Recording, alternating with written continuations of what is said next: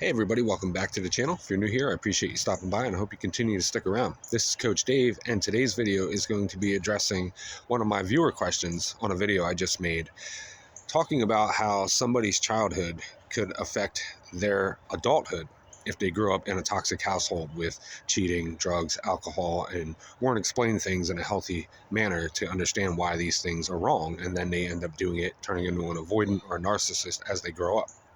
So this question, on the other hand, was how come some people grow up in a loving home with everything that goes right, pretty much, and turn out to be this way?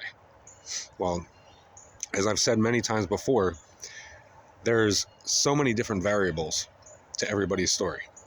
Anybody can exhibit toxic traits and patterns and behaviors. Anybody can pretty much be an asshole at some point in time in their life, no matter how their upbringing was.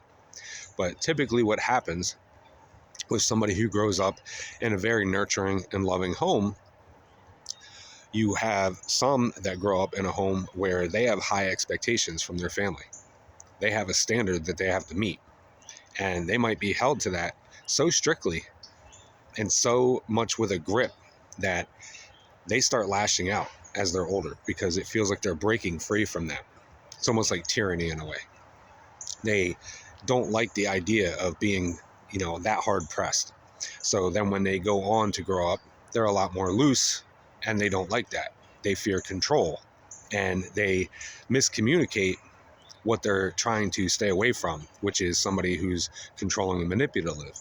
And quite often, they'll take you caring and reaching out to them, asking, how they are or if they're okay, because they're taking a little long, the opposite, and think that you're clocking them, so to speak, and keeping tabs on them. And they don't see it as being healthy. They look at that as something bad because that's what they grew up with. And they don't realize the difference. And that can, in turn, just as one example, make them be a toxic person, because they're going to misconstrue every single thing that's healthy, thinking that it's control.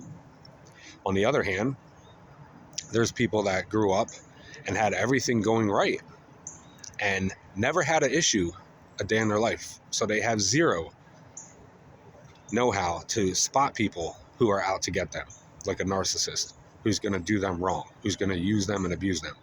They have no idea how to see the red flags for an avoidant.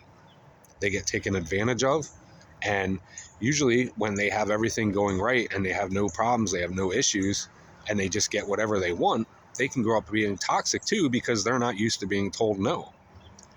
And we see that quite often in today's society.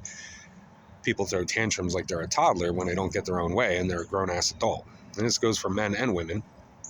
But when they're used to getting everything handed to them, when they're used to having no pressures, no rhymes or reasons, no struggles or anything to the day-to-day life, they grow up and enter a relationship, and if somebody tells them no or doesn't cater to them the way that they were used to growing up, that can cause problems too. Now, hit or miss to say if they're going to end up being an avoidant or a narcissist. It's pretty rare. That's usually from a childhood that was extremely bad, but they can exhibit, just like anyone else, these traits and tendencies. So those growing up patterns, whether they're good or bad, can sculpt somebody. But let's say that you have somebody that grew up in a household where it wasn't that overbearing. There was a standard to meet, but it was met with sympathy and empathy, and you didn't have to be held to such a high, strict standard that, you would be ridiculed if you didn't meet it. Say you grew up in a loving home where your family talked and praised and made you understand right from wrong in relationships and cheating and dating and such and so forth. And you go out into the world and you end up kind of creating this different person of yourself because you're so used to walking the fine straight line that you find it intoxicating to act this way and act out of line and act different. It's almost a defiance to your parents and what you grew up with. That can happen. It's seldom, but it does happen.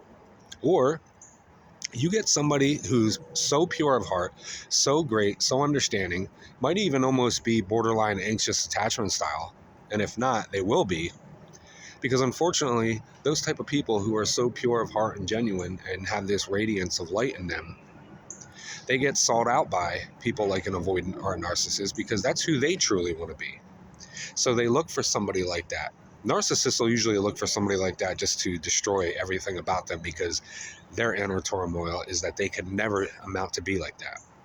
For an avoidant, they'll look at that person because that's what they want to be. That's what they know deep down is a loving relationship and good partner, but they don't know how to make it work because of everything else that happened in their life.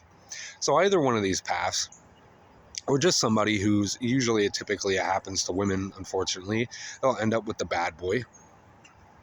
You know, they grew up in a great household. Hey, I can love you past anything. I can help you. I can change you. I can save you. Or the guys that do it to the girls, Captain Save-A-Ho, will sit there and think, oh, I can save her. I can change her. I can be there, whatever she needs and this and that and desires. But these people typically fall victim and they get run through the muck. It happens in many different cases, many variables and different scenarios. Everybody's different. But this path, this can change somebody drastically and make them end up being toxic. As I've said in other videos, where they just come out the other end and they don't heal and understand everything the right way. They are completely mind blown and just gone, to the point where now they're a toxic person because they don't ever want to get put through that again. And they want to hold all the power and have all the say so. And they end up becoming a toxic person themselves. So there's so many ways that life in general, people in general, can sculpt you. From when you're younger, you might have the greatest family and loving, nurturing, caring home, but your friends don't. And that rubs off on you. People that you grow up with. This is like the old saying where it takes a village to raise a child. It's, so to speak, that you have people along the way, teachers, just NPCs, if you will, or, somebody that you meet at the store that you work with. You got people that are 16, 17, 18 years old, end up having a best friend named Stephanie who's 68 years old, and you look at her for life advice. Things like that help sculpt somebody for the better, more often than not. But sometimes it can have a detrimental effect where it causes more bad than good, and it's traumatic and they rub off, and you might change for the worse trying to help somebody else that's going through, the thick and thin. And it ulterior motives come into play with other people. There's so many different things, but to not really derail and wind up off the tracks too much, there's so many paths, whether you came from a good family or bad. Because I know people on both sides, and there's people that grew up in really rough households when they were younger and went through the muck, that grow up with this prestigious idea that they're going to be better than that. They're going to break that generational trauma. They're going to break through, and they're going to never treat somebody the way that they saw their parents treating each other or them or their children. They're not going to end up like that. And they end up being some of the most greatest people. Sometimes damage finds damage. And then sometimes there's people that are healthy that come along and save damage, and it ends up working out. There's no blanket statement to any of this. Any of my videos, any of my topics. The only thing that I will say that even remotely is kind of like a blanket statement is that most avoidants and most narcissists all share the same thought process and lines. And it like, from talking with people, from helping people and coaching them, just watching videos and, even my own, just talking, learning more and more and grasping more of a concept around all this stuff, you will find that it's like they almost have a hive mind. They all end up saying the same thing. They have the same mannerisms. They have the same cold, dead black eyes.